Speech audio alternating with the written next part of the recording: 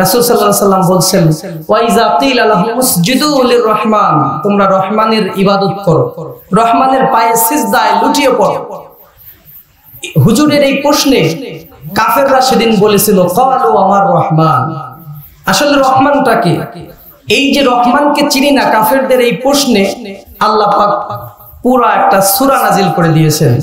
আর এই সূরা এমন একটি সূরা, পৃথিবীর সব মানুষের যেমন নববধূ থাকে, হুজুর বলেছেন ইন্না লিকুল্লি শাইইন আরুস ওয়া আরুসুল কুরআন ওয়া হিয়া সূরাতুর রহমান। পৃথিবীর সব মানুষের জন্য যেমন একটা নববধূ নতুন বউ থাকে, কোরআনের একটা নতুন বউ আছে, সেই নতুন বউয়ের নাম হলো সূরা রহমান। এই যে কোরআন, এই কোরআনের নতুন বউ, এই নতুন বউ এই জন্য বলা হয়েছে হাদিসে, একজন নতুন বউ যখন বিয়ের দিন তার আসে, সে পৃথিবীর সমস্ত সাজগোজ ওই দিনই করে, তার নিজেকে সুন্দর করে গহনা অর্নামেন্টস দিয়ে সাজায় তার স্বামীর জন্য, নিজেকে প্রেজেন্ট করে স্বামীর সামনে। ঠিক দুনিয়াতে আপনি কি কি দয়া আল্লাহ পেয়েছেন, আখিরাতে কি কি দয়া আল্লাহ পাবেন, এই সমস্ত কিছু সুন্দর করে সাজিয়ে এই সূরার মধ্যে আল্লাহ আমাদের জন্য দিয়েছে। সুবহানাল্লাহ। এই জন্য হুজুর কারীম সাল্লাল্লাহু আলাইহি ওয়াসাল্লাম বলেন ওয়া ইযা কিলা লাহুম উসজুদু লিররহমানি ক্বালু ওয়ামার রহমান। মক্কার জমিনে কাফেরদেরকে যখন বলা হলো তোমরা রহমানের পায়ে সিজদায় লুটিয়ে পড়ো, রহমানকে সিজদা করো, রহমানের পায়ে গিয়ে তোমরা শুকরিয়া করো, কাফেররা তখন বলতে লাগলো ক্বালু আমার রহমান, আসলে রহমানটা কে? কাফেরদের প্রশ্নের জবাবে আল্লাহ রাব্বুল আলামিন নাজিল করে দিলেন আর রহমান আল্লামাল কুরআন। রহমান হলেন তিনি যিনি কোরআন নাজিল করেছেন, খালাকাল ইনসান যিনি মানুষ বানিয়েছেন। এইভাবে একের পর এক রহমানের পরিচয়, আল্লাহর পরিচয় আল্লাহ নিজেই দিতে শুরু করলেন। জান্নাতি মানুষদেরকে তেলাওয়াত করে শোনাবেন। আর এই সূরাতে একটা আয়াত আছে যে আয়াত 31 বার এসেছে, সেই আয়াতটা হলো ফাবি আই আলাই রাব্বিকুমা তুকাজ্জিবান। এইটা যখন যখন বলবে তখন তখন আমাদেরকে উত্তর দিতে হবে। এই যে আমি আপনাদের সামনে তেলাওয়াত করলাম ফাবি আই আলাই রাব্বিকুমা তুকাজ্জিবান, এর মানে হলো হে জিন এবং মানুষ, অতএব আমার কোন নিয়ামতকে তোরা অস্বীকার করবি? আল্লাহ যে আপনার পা থেকে শুরু করে মাথা পর্যন্ত তাকায় দেখেন, আপনার শরীরে যে নিয়ামতগুলো আল্লাহ দিয়েছে, আপনার পায়ের নিচের চামড়া আর পায়ের উপরের চামড়া, এই দুইটা চামড়া কি এক সমান? নিচের চামড়াগুলো একটু মোটা আর উপরের চামড়াগুলো একটু পাতলা। যদি নিচের চামড়াটা উপরে যেত, উপরের চামড়াটা যদি নিচে আসতো, আপনি 7 দিনও হাঁটতে পারতেন না, আপনার পায়ের চামড়া বদলানো লাগতো, ঠিক কিনা বলেন? কিন্তু আল্লাহ কত দয়া, নিচের চামড়াটা একটু মোটা করে দিলেন। এইভাবে আপনার পা থেকে মাথা পর্যন্ত আপনি যদি তাকায় দেখেন, আল্লাহর রহমত, আল্লাহর দয়া আপনার শরীরের মধ্যে প্রত্যেকটা ইঞ্চি ইঞ্চি, প্রত্যেকটা জায়গায় আল্লাহর রহমত আর আল্লাহর দয়া পরিপূর্ণ হয়ে আছে। সুবহানাল্লাহ। এই জন্য আল্লাহ রাব্বুল আলামিন বললেন হে জিন এবং মানুষ, আমার কোন নিয়ামতকে তোরা অস্বীকার করবি? তোর শরীরে যতগুলো নিয়ামত আমি দিয়েছি প্রত্যেকটা নিয়ামতের দিকে তাকাও। উনজুর ইলা নাফসিক, তোমার নিজের দিকে তাকাও। এই পৃথিবী ঘুরে তোমাকে দেখতে হবে না, এই পৃথিবী ঘুরে আল্লাহর সৌন্দর্য দেখা লাগবে না, শুধু তোমার নিজের দিকে তুমি তাকাও। আর নিজের দিকে তাকিয়ে মনোযোগ দিয়ে নিজের শরীরটাকে একটু দেখো, কত সুন্দর করে আমি আল্লাহ তোমাকে বানাইছি। সুবহানাল্লাহ। এমন দুইটা চোখ আল্লাহ রাব্বুল আলামিন দিলেন। আলাম নাজআল লাহু আইনাইনি ওয়া লিসানাও ওয়া শাফাতাইন। আল্লাহ বললেন দুইটা চোখ দিলাম তোকে, জিহ্বা দিলাম।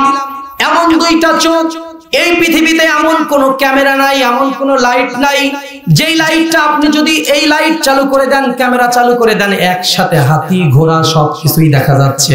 আপনি তাকান, আপনার সামনে আপনি যা ঘর বাড়ি গাছপালা নদী নালা হাতি ঘোড়া সব দেখা যাচ্ছে, তারপরেও মনে হয় আপনার চোখের মধ্যে জায়গা ফাঁকা রয়েছে। সুবহানাল্লাহ। এই ছোট্ট চোখ একটা, আপনি এক চোখ যদি বন্ধ করেও তাকান, আপনি দেখবেন কত কিছু দেখা যাচ্ছে। দুনিয়ায় এমন কোন ক্যামেরা আবিষ্কার হয় নাই যে ক্যামেরা একবার ধরলে এত কিছু একসাথে দেখা যাবে। কোন সুবহানাল্লাহ। এই এক দুইটা চোখ আল্লাহ আপনাকে দিয়ে দিলেন, আবার এই চোখটা এমন জায়গায় দিলেন, এই চোখটা যদি কপালের উপরে হইতো তাহলে ফুটবল খেলতে পারতেন না। ফুটবল যখন মাথায় হিট দিতেন তখন চোখটা গলে যেত। এই চোখটা এমন একটা সেফ জোনের মধ্যে আল্লাহ রেখে দিলেন, এমন একটা সুরক্ষিত জায়গায় রেখে দিলেন। এই জায়গাতে যখন কোনো আঘাত এসে যায়, মানুষের শরীরে যখনই কোনো আঘাত লাগে, চোখ দুটা মুহূর্তের মধ্যেই বন্ধ হয়ে যায়। চোখের আশেপাশে আঘাত লাগে, চোখটাকে আল্লাহ বাঁচায় দেয়। কত সুন্দর করে চোখটা সেট করে দিলেন এমন জায়গায়, এটা সেফ জোন। এই এরিয়ার মধ্যে কোনো আঘাত লাগে না। আপনি হঠাৎ করে আচমকা একটা কিছু আপনার চোখে এসে বাড়ি লাগলো, আপনি দেখবেন সাথে সাথে চোখটা মুহূর্তের মধ্যেই বন্ধ হয়ে যায়। আপনার চোখের উপরে নিচে সাইডে এখানে ওখানে আঘাত লাগে, কিন্তু চোখের কোনো ক্ষতি হয় না। এই সুরক্ষিত একটা জায়গায় চোখ দুটো স্থাপন করে দিয়েছেন কে? আপনাকে সেই জন্য দেখতে বলেছেন, বান্দা দেখ, লুক অ্যাট ইউ, তো নিজের দিকে তাকা, তাকিয়ে দেখ কত সুন্দর করে তোকে বানিয়েছি। এই জন্য আল্লাহ রাব্বুল আলামিন বললেন আর রহমান, আমি হলাম রহমান, আমি হলাম দয়াময়, এটাই আমার পরিচয়। এর পরের পরিচয় হলো খলাকল ইনসান, আমি মানুষ বানিয়েছি। জোরে বলেন, মানুষ বানিয়েছেন কে? নাকি বানর থেকে এসেছে মানুষ? মানুষ বানিয়েছেন কে? আমি মানুষ বানিয়েছি। শুধু তাই নয়, এই মানুষ বানানোর পর আল্লামাহুল বায়ান, এই মানুষকে আমি আবার কথা শিখিয়েছি, এই মানুষকে চলার জন্য পথ নির্দেশনা দিয়েছি।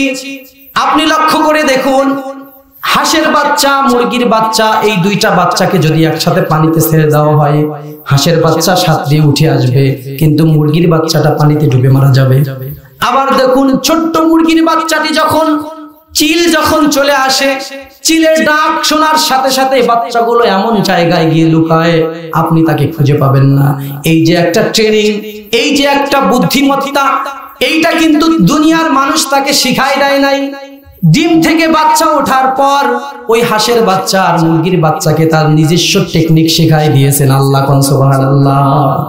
কুল্লি মান মা ফিস সামাওয়াতি ওয়াল আরদি কুলিল্লাহি কাতাবা আলা নাফসিহির রাহমা। এই পৃথিবীর আকাশ জমিনে যা কিছু তোমরা দেখতে পাও, যা কিছু তোমাদের সামনে পড়ে, এই প্রত্যেকটা জিনিসের প্রতি ভালোবাসা দেওয়া, প্রত্যেকটা জিনিসকে দয়া করা আল্লাহ রাব্বুল আলামিন নিজের জন্য নিজেই জরুরি করে নিয়েছে। কোন সুবহানাল্লাহ। আপনি চাইলে অথবা না চাইলে আপনাকে অবশ্যই আল্লাহ পাক ভালোবাসবেন, এইটা হলো আল্লাহর ওয়াদা। কুল্লি মাম্মা ফিস সামাওয়াতি ওয়াল আরদ কুলিল্লাহি কাতাবা আলা নাফসিহির রাহমা। এই আকাশ জমিনে তোমরা চোখ দিয়ে যা দেখতে পাও, এই প্রত্যেকটা জিনিসকে দয়া করা, প্রত্যেকটা জিনিসকে খাবার দেওয়া, রিজিক দেওয়া, তাদের পরিচালনা করা আল্লাহর জন্য নিজেই আল্লাহ জরুরি করে দিয়েছে। তার উপরে কেউ চাপাই দেয় না, তিনি নিজেই এইগুলো জরুরি করে দিয়েছে। এই জন্য আল্লাহর রহমত থেকে আমরা কখনো নিরাশ হব না। লা তাহজান, কখনো নিরাশ হবেন না। আপনি কত গুনাহ করেছেন, আপনার গুনাহ যদি খালের পানি অথবা বিলের পানির সমান হয়, আমার আল্লাহর দয়া মহাসাগর এবং সাগরের সমান। কোন সুবহানাল্লাহ। আপনার গুনাহ যদি সাগর মহাসাগরকে ছাড়িয়ে যায়, আমার আল্লাহর দয়া তার আকাশের সমান। আপনার গুনাহ যদি সাগর মহাসাগর ছাড়িয়ে আকাশ জমিনকে বিস্তৃত করে ফেলে, আমার আল্লাহর দয়া হলো তার আরশের সমান। কত গুনাহ করেছেন, আপনার গুনাহ আল্লাহর দয়ার কাছে, আল্লাহর রহমতের কাছে কিছুই না। আজকে আমি আপনাদের সূরা আর রহমানের তাফসীর শোনাবো। এই সূরা আর রহমান, আল্লাহর কত দয়া আল্লাহ এগুলো বর্ণনা করেছে সূরা আর রহমানের মধ্যে। একটা করে দয়ার কথা বলেছেন, আর একবার করে জিজ্ঞেস করেছেন ফাবি আই আলাই রাব্বিকুমা তুকাজ্জিবান, অথবা আমার কোন নিয়ামতকে তুই অস্বীকার করবি, এইভাবে আল্লাহ জিজ্ঞেস করেছেন। আপনি প্রত্যেকটা দয়ার কথা, একটা নিয়ামতের কথা বলার পরে এই প্রশ্ন করেছেন। এটা কিন্তু আমাদের জন্য একটা প্রশ্ন, এটা কোশ্চেন। ফাবি আই আলাই রাব্বিকুমা তুকাজ্জিবান, অতএব কোনটা অস্বীকার করবি বল, এত নিয়ামত দিয়েছি কোনটা অস্বীকার করবি? আল্লাহর পক্ষ থেকে আমাদের জন্য প্রশ্ন। আল্লাহ রাব্বুল আলামিনের রাসূল যখন এই সূরা শোনাচ্ছিলেন সাহাবীদেরকে। সাহাবীরা সূরা শুনে চুপ করে আছেন, আপনারা এখন যেভাবে চুপ করে আছেন এইভাবে চুপ করে আছেন। তখন রাসূল সাল্লাল্লাহু আলাইহি ওয়াসাল্লাম বললেন, এই সূরা যখন তায়েফের জমিনে আমি জিনদেরকে শোনাইছিলাম, জিনরা কিন্তু আমার সূরা শুনে চুপ করে থাকে নাই। এই সূরার অর্থ হলো কোন নিয়ামতকে অস্বীকার করবি? তখন জিনেরা বলেছিল, আল্লাহ আমরা আপনার কোন নিয়ামতকে অস্বীকার করতে পারবো না। প্রত্যেকবার যখন রাসূল পড়তেছেন প্রত্যেকবারই তারা এই কথা দিয়ে উত্তর দিচ্ছেন যে আমরা কোন নিয়ামতকে অস্বীকার করতে পারবো না। এই জন্য সূরা আর রহমানের সামারি মূল কথা হলো আল্লাহর দয়া। একজন মানুষ দেখেন 20 বছর 30 বছর 40 বছর পাপ করে, পাপ করলো 40 বছর, কারো বয়স 25 বছর 25 বছর পাপ করেছে, কারো বয়স 50 বছর 50 বছর পাপ করেছে। কিন্তু এই 50 বছর পাপ করার পর একবার অনুতপ্ত হয়ে যদি আল্লাহকে ডাক দিয়ে বলে, আল্লাহ আমাকে মাফ করে দাও, এক মুহূর্তের মধ্যে 50 বছরের গুনাহ মাফ হয়ে যাবে। আপনি পাপ করলেন 50 বছর, পাপ করলেন 70 বছর, জীবনের শেষ দিকে এসে আপনার শরীরের চামড়া ঢিল হয়ে গেছে, আপনার চোখের দৃষ্টি চলে গেছে, আপনার দাঁতগুলো পড়ে গেছে, শরীরে শক্তি নাই, আপনার মস্তিষ্কে কোনো কথা আপনার মনে থাকে না, এলাকার লোক গ্রামবাসী সবাই আপনাকে নিজের কাছ থেকে দূরে সরাই দিচ্ছে। এক সময় আপনার যৌবন ছিল, সুন্দর চেহারা ছিল, তখন সবাই আপনাকে সাদরে গ্রহণ করেছিল। এখন আপনার যৌবন নাই, আপনার কাছে টাকা নাই, আপনার চলার মতো ক্ষমতা নাই, চারদিক থেকে অন্ধকার হয়ে আসছে। আপনার কাছে মনে হয় এই দুনিয়ার জমিনে বেঁচে থাকার চেয়ে যদি মরে যায় তাও আমার কোনো সমস্যা নাই। অর্থাৎ বেঁচে থাকা আর মরে যাওয়া যখন সমান কথা হয়ে যায়, ওই সময় যদি আপনি জায়নামাজটা বিছিয়ে নিয়ে আপনার রবকে মন থেকে দিল থেকে একটা বার ডাক দিয়ে বলেন, ইয়াকা না'বুদু ওয়া ইয়াকা নাস্তাঈন, আল্লাহ তোমার ইবাদত করি, তোমার কাছেই সাহায্য চাই, আমার জীবনের সব গুনাহগুলো মাফ করে দাও। আল্লাহ বলে, তোর চাইতে দেরি হবে, তোর গুনাহ মাফ করতে আমার দেরি হবে না। আমি যখন কোনো অন্যায় করে ফেলি, আপনি যখন কোনো অন্যায় করে ফেলেন, ওই অন্যায়ের কথাটা আল্লাহ বলে সুম্মা ইউখাফুনা, পৃথিবীর মানুষের কাছ থেকে অন্যায়টা আমি গোপন রেখে দেই। সুম্মা ইউখাফুনা এমন ভাবে গোপন রেখে দেই, একই বালিশে শুয়ে থাকো তোমার স্ত্রীর সাথে, যে গুনাহ তুমি করেছো তোমার স্ত্রী গুনার কথা জানে না। গ্রামবাসীদের সাথে একই সাথে চলাফেরা করো, একই মসজিদে নামাজ পড়ো, কিন্তু আল্লাহ বলে সুম্মা ইউখাফুনা, তোমার গুনাহটাকে গোপন করে রেখে দিয়েছি। ওই গুনার কথা তোমার গ্রামবাসী জানে না, তোমার পরিবারের লোকেরা জানে না। যদি পরিবারের লোকেরা জানতো, যদি গ্রামবাসীরা জানতো, তাহলে তোমাকে দূর দূর করে তাড়াই দিত, কেউ তোমার কাছে আসতে চাইতো না। এত অন্যায় তুমি করেছো, এত অন্যায় আমি করেছি, আমার গুনার কথা যদি দুনিয়ার মানুষেরা জানতো তাহলে আমাকে দূর দূর করে তাড়াই দিত। কিন্তু আল্লাহ রাব্বুল আলামিন বলেন সুম্মা ইউখাফুনা, ওই গুনাহগুলোকে আমি গোপন রেখে দেই। অতঃপর সুম্মা ইনাদিনা, গোপন রাখার পর তোমাদেরকে আমি ডাকি। কে ডাকেন? আমাদের আল্লাহ বলে আমি ডাকি। আমি ডাকার পর তোমরা যখন অনুতপ্ত হও, গুনার কথা স্মরণ করো, আমার কাছে যখন তওবা করো, সুম্মা ইউহিব্বুনা, অতঃপর আমি তোমাদেরকে ভালোবাসতে শুরু করে দেই। ভালোবাসা শুরু হয়ে যাবে। এরপরে আল্লাহর রহমতের দরিয়ায় যখন জোশ মেরে যায়, আল্লাহ বলেন তুমি ডাকো, ডাকার সাথে সাথে আমি হাজির হয়ে যে গুনাহ তোমার গোপন রেখে দিলাম, ওই গুনাহ গোপনে গোপনেই মাফ করে দেই, পৃথিবীর মানুষের সামনে আসতে দেই না। সুবহানাল্লাহ। আপনার গুনার কথা জানলে আপনাকে কেউ সম্মান করতো না, আমাকে কেউ সম্মান করতো না। আমরা সবাই কিন্তু পাপী। রাসূল বলেছেন কুল্লুকুম খাত্তাউন ওয়া খায়রুল খাত্তাইন আত-তাওয়াবিন, আমরা সবাই পাপী, কিন্তু আমাদের মধ্যে সবচেয়ে উত্তম পাপী হলো তারা যারা নিজেরা পাপ করার পর আবার অনুতপ্ত হয়, আল্লাহর কাছে ক্ষমা চায়। এই জন্য ক্ষমা চাওয়াটা আল্লাহর পক্ষ থেকে একটা নিয়ামত আল্লাহ আমাদেরকে দিয়েছেন। সবাই ক্ষমা চাইবে, ক্ষমা চাইলে আল্লাহ খুশি হয়। সুবহানাল্লাহ। এমন কাকে আপনি পাবেন দুনিয়ায়? কোনো রাজা বাদশা এমন নাই। আপনি আপনাদের এলাকার মেম্বারের কাছে কোনো অন্যায় করে ফেলেছেন, চেয়ারম্যানের কাছে কোনো অন্যায় করে ফেলেছেন, আপনি বিকেল বেলা তার বাড়ির কাছ দিয়ে আর হাঁটতে পারবেন না। আপনার কলিজার মধ্যে ভয় লাগবে, গেলেই কি মার শুরু করেন। কোন প্রভাবশালীর কাছে কোনো অন্যায় করে ফেললে আপনি বিকেল বেলা তার বাসার কাছ দিয়ে যেতে ভয় পাবেন।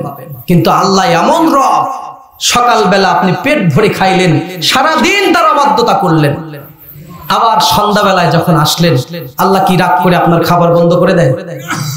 আবার আপনাকে খাবারের ব্যবস্থা করে দেয়। এমন প্রভু আপনি কোথায় পাবেন?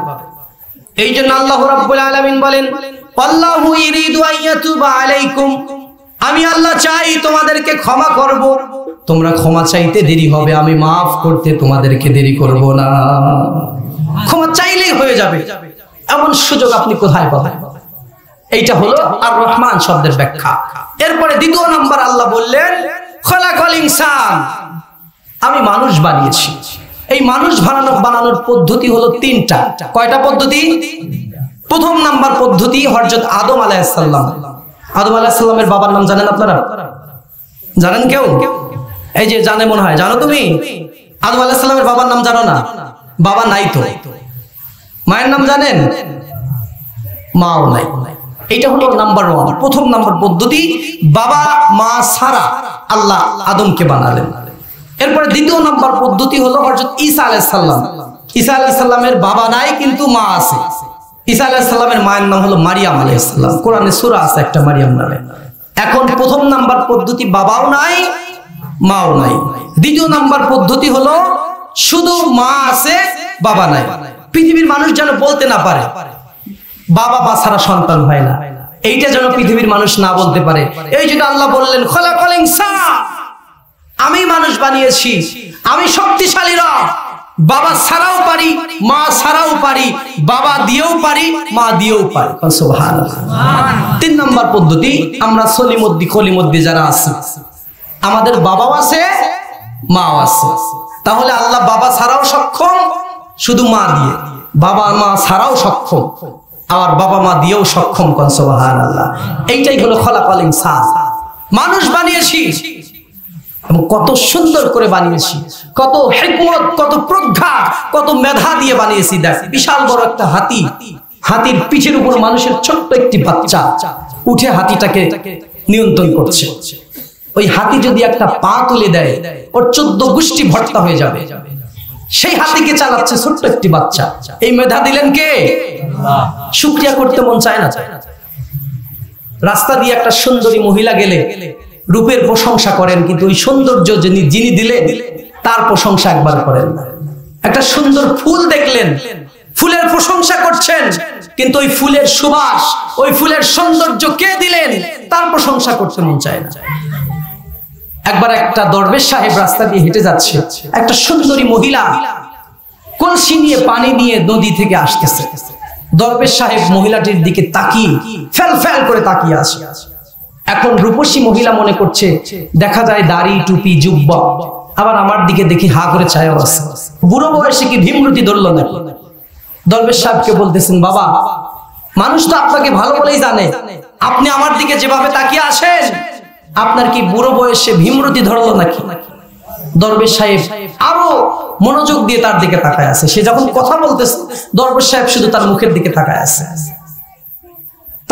তাকিয়ে আছে, তার 2 চোখ দিয়ে ঝরঝর করে পানি পড়ছে। দরবেশ সাহেব ডেকে বলছে, মা, তোমার রূপ দেখে, তোমার সৌন্দর্য দেখে তোমার দিকে তাকাই নাই। তোমার এত সুন্দর চেহারা, এত সুন্দর কথা, এত সুন্দর কণ্ঠ, এই যৌবন যিনি দিয়েছেন, তুমি যদি এত সুন্দর হও, ওই আল্লাহ তাহলে কত সুন্দর। ওই আল্লাহকে দেখতে চান আপনারা? আল্লাহ কিয়ামতের দিন জান্নাতীদের সামনে এরকম একটা মজমা দিবেন। আল্লাহ বলবেন, আমার জন্য জীবন দিয়েছিস, গুলি খেয়েছিস, ফাঁসিতে চড়েছিস, দুনিয়ার মানুষের পরোয়া করিস নাই। ওই আমি ওই রব যার জন্য দুনিয়ার জমিনে তুই জীবন দিয়েছিস, আজকে তোর সামনে। সুবহানাল্লাহ। আল্লাহ তার সৌন্দর্যকে প্রকাশ করে দিবেন মানুষের সামনে। জান্নাতে মানুষের দেশ শুধু এই সৌভাগ্য হবে। এই মজলিসের ভরা মজলিসের মধ্যে আল্লাহ জান্নাতি মানুষদের মধ্যে নিজেকে প্রকাশ করে দিবেন। অনেকে বলে 70,000 পর্দা, কিন্তু এটা সহিহ হাদিসে পাওয়া যায় না। কিন্তু আসলে যে পর্দা আছে, কত আছে, এটা একমাত্র জানেন কে? আল্লাহই ভালো জানেন। কত হাজার আছে, দুনিয়ার মানুষেরা অনেক বানায় টানায় বলে 70,000 এই সেই, কিন্তু এগুলো সহিহ হাদিসে পাওয়া যায় না। এগুলো মুখে মুখে শোনা কথা। পর্দা আছে, কত আছে এটা আল্লাহ পাকই জানেন। সেই পর্দার আড়াল থেকে আল্লাহ তার সৌন্দর্যকে প্রকাশ করে দিবে। আপনার আবেগটা তখন কেমন হবে যে আল্লাহকে না দেখে আপনি 5 বার নামাজ পড়ছেন, যে আল্লাহকে না দেখে আপনি রোজা রাখছেন সারাদিন না খেয়ে, যে আল্লাহকে না দেখে আপনি জীবন দিতে প্রস্তুত, যে আল্লাহর জন্য এত কিছু করছেন, ওই আল্লাহ আপনার সামনে, তখন আপনার অনুভূতিটা কেমন হবে? আল্লাহু আকবার। এই সৌন্দর্য তিনি সেদিন প্রকাশ করে দিবেন। তো আমি যেখান থেকে আলোচনা শুরু করেছি, সৌন্দর্য দেখলে আমরা প্রশংসা সুন্দরের করব না, এই সৌন্দর্য যিনি দিয়েছেন তার করব। আমরা কিন্তু থিওরিতে ভুল করছি। সৌন্দর্য যিনি দিলেন তিনি আড়ালেই থেকে গেল, আমরা শুধুমাত্র সুন্দর নিয়ে ব্যস্ত হয়ে পড়ে গেলাম। এই জন্য সৌন্দর্যের প্রশংসা করা যাবে না, সৌন্দর্য যিনি দিয়েছেন তার প্রশংসা করতে হবে। আল্লাহ বলছেন আকাশের দিকে তাকাও, একটু তাকিয়ে দেখো কত সুন্দর তারা দিয়ে আকাশটাকে সাজিয়ে রেখেছি। আবার একটু দেখো, আওয়ালাম ইয়ারাউ ইলাত তাইরি ফাওকাহুম সাফা, আকাশের দিকে তাকিয়ে দেখো পাখি উঠছে, কত সুন্দর ওই পাখিটা ডানা মেলে চলছে। ওই পাখিকে আমি আল্লাহ ওইভাবে পড়ার ক্ষমতা দিয়েছি, সুবহানাল্লাহ। অনেক দৃষ্টান্ত দিয়েছে যাতে কোরআন পড়লে মানুষ বোঝে, কিন্তু আসলে আমরা এগুলো বুঝি না। আমরা আল্লাহর সাথে যখন দেখা করব, দুনিয়াতেও আল্লাহ একটা সিস্টেম করে দিয়েছেন, 5 ওয়াক্ত নামাজ। আমরা যখন নামাজে দাঁড়িয়ে যাই, গ্রামগঞ্জে অনেক জায়গায় দেখা যায়, বিশেষ করে গ্রামে এই সমস্যাটা বেশি হয়। রুকুতে যাচ্ছে, সিজদাতে যাচ্ছে, রুকু থেকে সোজা হয়ে খাড়া হয় না, সিজদা দিয়ে আবার আরেক সিজদা ধাম করে চলে আসে, একটু দেরি করেন। আপনি একটাবার চিন্তা করে দেখুন, আপনার রব স্বয়ং আপনার আল্লাহ আপনাকে পা দুটো সামনে দিয়ে বলছে, রহিম করিম সিজদা কর, আমার পায়ে সিজদা কর। আপনি সেই রবের পা থেকে সিজদা কিভাবে তুলে ফেলেন?